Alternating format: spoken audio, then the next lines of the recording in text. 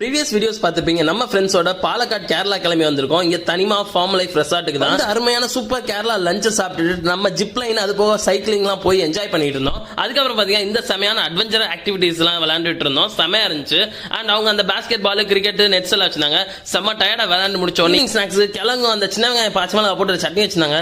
செம காரமா சூப்பரா இருந்துச்சு. காலேஜ் குரூப்பா வந்து செமையா ஃபன் பண்ணிட்டு இருந்தாங்க. அதுக்கப்புறம் பாத்தீங்கன்னா கயாக்கிங் எனக்கு ரொம்பவே பிடிச்சது. அங்க லேக் மாதிரி இருக்க செட்டப்ல போட்டிங் நல்லா போயிட்டு இருந்தோம். அந்த ஈவினிங் சன்செட்டுக்கு அது போறதுக்கு செமையா இருந்துச்சு. அண்ட் அவங்க பெடல் போட்டிங் கூட வச்சிருந்தாங்க. அது நீங்க ஃப்ரெண்ட்ஸ் அண்ட் ஃபேமிலிஸோட வந்து போனீங்கன்னா செம என்ஜாய் ஃபன்னாவே இருந்துச்சுன்னே சொல்லலாம்.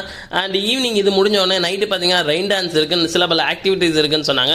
நாங்க எல்லாம் ரெஃப்ரெஷ் பண்ணி டீ காஃபிலாம் குடிச்சிட்டு அந்த ரெயின் டான்ஸ் போய் செம குத்து டான்ஸ் போட்டோம்.